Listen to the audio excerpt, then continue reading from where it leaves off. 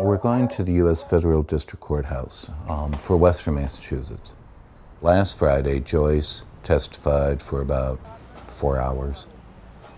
The Attorney General's office and the regional counsel for the VA. They'll be asking me questions today just like they asked Joyce last week.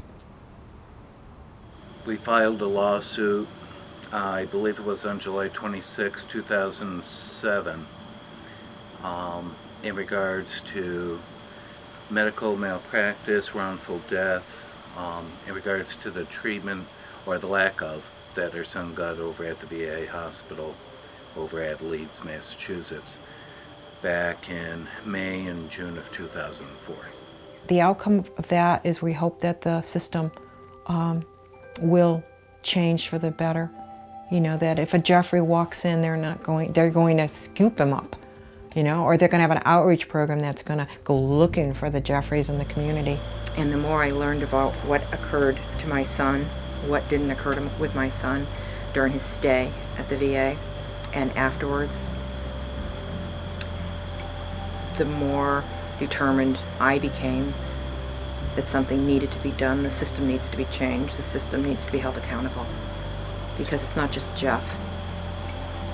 There's nothing more they can do for Jeffery, but it's for all the ones that are coming. I'd rather be anywhere else than here. I mean, I think it's horrible that any of us, any parent should ever be in a situation like this.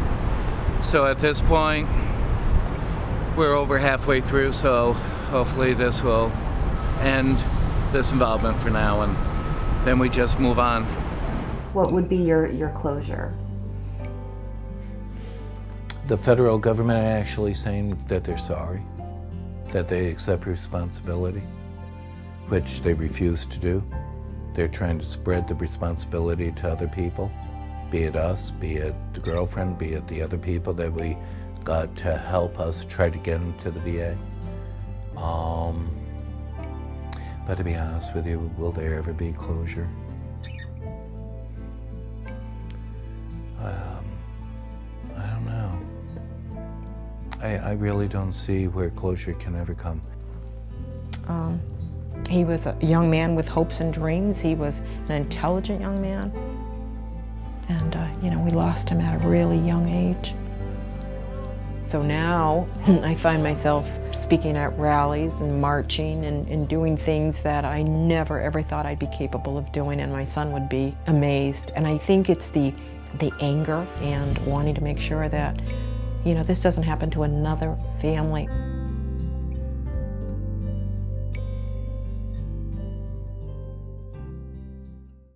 With us now is our guest from this week's Real Story.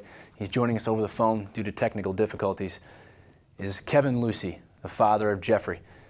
Kevin, thanks for being a part of the program today, and welcome to In Their Boots. Thank you very much. Now, as I said to Joyce last week, Kevin, we want to extend our condolences on part of everyone here at In Their Boots for your loss, and thank you for your willingness and courage in telling Jeff's story so that it might help others. Well, thank you. Now, to get into things, Kevin, what was the last straw that made you push to where you're at now, as we saw in the story today with the lawsuit against the VA? Well, it wasn't just one thing. It was a cumulative effect. I think that one of the primary things that got us frustrated was once when we got the records, we were able to see that what happened to Jeff, despite all his statements to them, it was simply wrong. What happened to him was just simply wrong. And having to fight to get our Jeff's records from the VA, for the VA had claimed a Freedom of Information Act exemption, and that was infuriating. The VA acted as dismissive towards us as they had acted towards Jeff when he was alive. And at that point, that just fed the fury. The other things, I think, was that at that time there were so few voices in the halls of Congress, and of course there was no voices in the administration. calling attention to the horrible lack of care for veterans. Kevin, you said Jeff died early on in the war, so these circumstances with the veterans had not hit the headlines and were not a well-known thing. Before you had filed a case, had anyone else ever filed a case against the VA for malpractice or negligence? Well, to our knowledge, nobody has. Not the type of case that we have. Our attorneys are still trying to explore it, but in regards to suicide and the VA, to our knowledge, this is the first one. Well, Kevin, what do you hope ultimately will come of this, and what do you want families to learn from your experience and tragedy?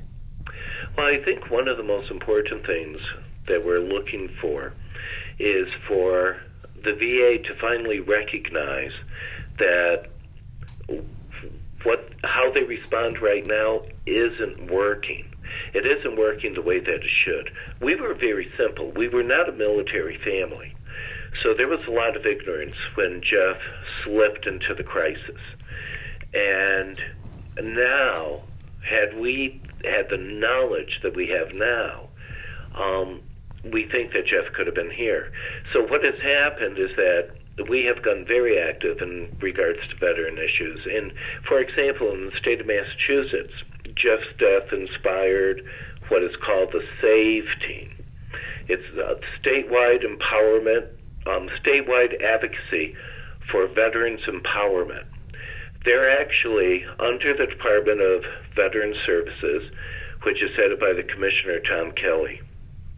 And it's a suicide prevention team.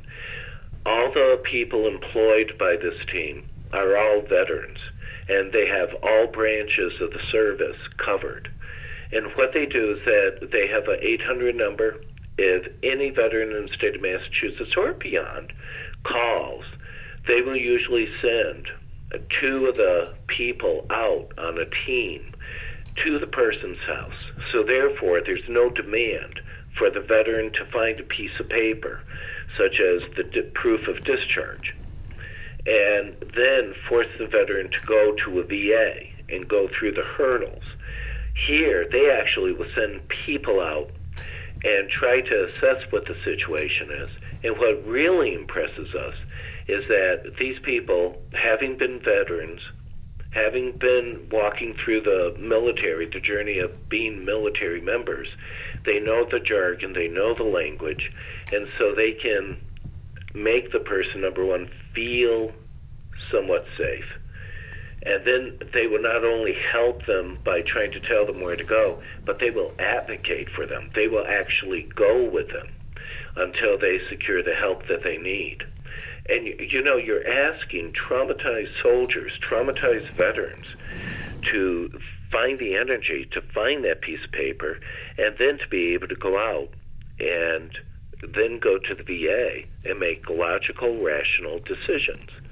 Well, if these people are truly traumatized, tell me, does that make sense? Yeah, Kevin, it is confusing, and it seems like you're on the right path to righting this great wrong. I want to thank you for that, and we appreciate you being on the program today and the work that you've done in the wake of your family's tragedy, the changes you've made and the changes you continue to pursue. Thank you, Kevin. Well, thank you. If you or someone you know is struggling with severe post-traumatic stress or displaying any of the symptoms of suicidal thoughts we've talked about here today, don't hesitate to call the National Suicide Prevention Hotline at 1-800-273-TALK. That's 1-800-273-8255. And please use the Solutions tab on our website as a resource as well. There you can find numerous organizations that are in place to help veterans and their families through their struggles.